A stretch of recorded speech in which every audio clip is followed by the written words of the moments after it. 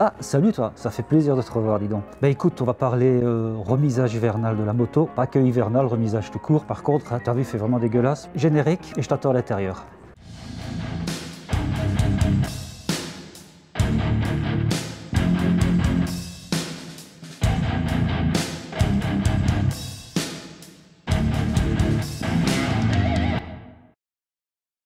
On se dirige tout doucement vers la fête saison, sauf pour les plus chanceux qui habitent vers le sud, botte de petits coquins. Même si on a encore un petit peu le temps, il y a quelques précautions à prendre lorsque tu remises ta moto pour l'hiver ou que tu la stockes tout simplement pour des raisons personnelles pour quelques semaines. Je t'explique tout ça.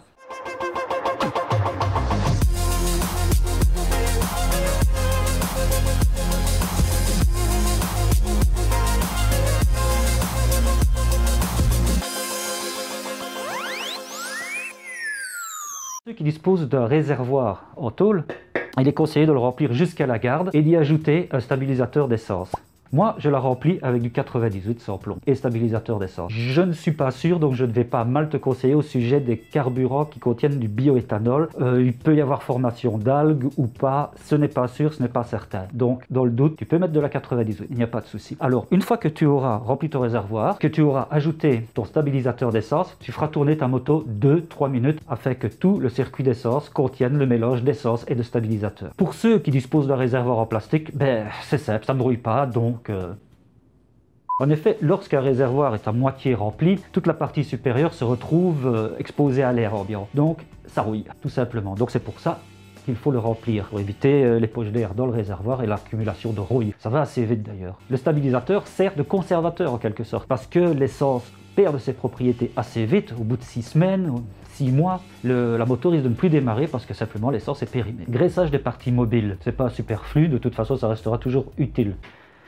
Tu connais, hein? Alors, pour les poignées de frein et toutes les parties mobiles. Alors, on va graisser levier de frein, levier d'embrayage, les autres parties mobiles, pédale de frein, sélecteur de vitesse, béquille, trégulerie. Pour les câbles, il existe un petit outil que tu vas venir fixer sur le câble, ici sur la photo. Ça coûte 5 €, mais très pratique. Tout au long de l'hivernage, régulièrement, pense à vérifier la pression de tes pneus. Les pneus ne sont jamais étanches et finissent par s'écraser sous le poids de la moto. Ce qui risque de déformer tes pneus, et ce serait dommage à l'arrivée de la belle saison de devoir changer tes pneus parce qu'ils sont tout déformés et abîmés. Alors, très pratique, un petit compresseur comme celui-ci coûte moins de 100 € avec les accessoires. Alors, tu gonfleras tes pneus à la pression 2,2 kg, 2,5 kg, tout dépend un peu des spécificités du constructeur. Encore une fois, jette un œil sur la doc technique. Il faut savoir que sur les longues périodes d'inactivité, l'huile qui se trouve dans le haut du moteur finit tout doucement par descendre dans le bas du moteur. Ce qui fait que les pièces vont être exposées à l'air libre et vont finir par rouiller. Alors, il va falloir faire quelque chose pour ça.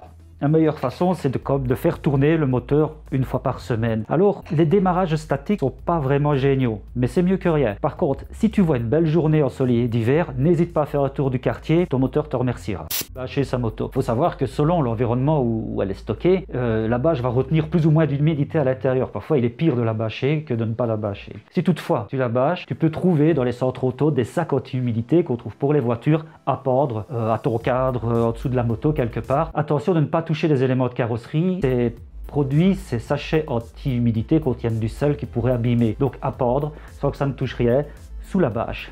Alors on parle peu des motos à refroidissement par eau. Alors il se peut que ta moto soit stockée à l'extérieur, simplement sous un abri couvert ou dans un garage pas chauffé. Or les températures négatives, qui peuvent être parfois très froides, peuvent faire geler ton liquide de refroidissement, particulièrement si tu as acheté une moto d'occasion et que tu ne sais pas ce qui s'est passé avant, ou que tu as eu une petite fuite à un moment donné et que tu as rempli simplement avec de l'eau. Il faudra quand même vérifier le point de congélation de l'eau, et ça je te montre.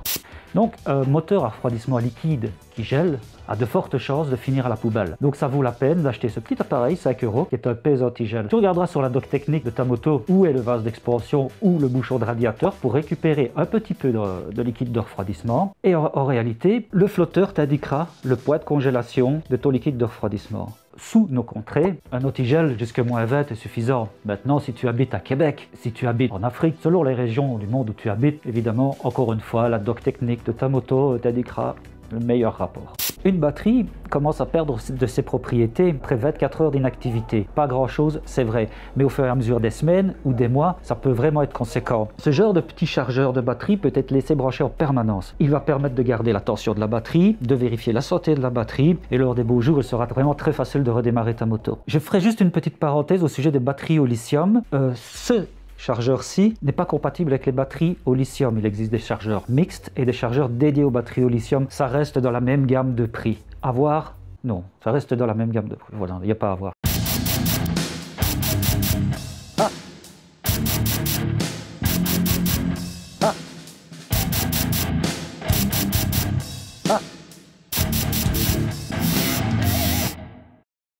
Pour finir, petit avertissement. Alors, tu as remarqué les superbes poignées qui sont juste là derrière moi. Alors, ce sont des poignées qui ont été achetées sur un site chinois bien connu. D'ailleurs, je remercie Fred de m'avoir prêté ces poignées et d'avoir partagé son expérience. La chose toute bête avec cette poignée, d'ailleurs, quand même, je précise qu'elles sont estampillées XV 950 pour sa Yamaha. Sur le site, elles sont données compatibles pour cette moto. Et en réalité, ça ne l'est pas du tout. Il a fallu retarauder le trou pour que l'axe puisse passer. Et il a fallu ici arrondir un petit peu les angles pour que ça passe également. Le gros souci, une fois cette poignée montée, c'est que le trou ici, qui vient recevoir le poussoir du maître cylindre de frein, est trop peu profond.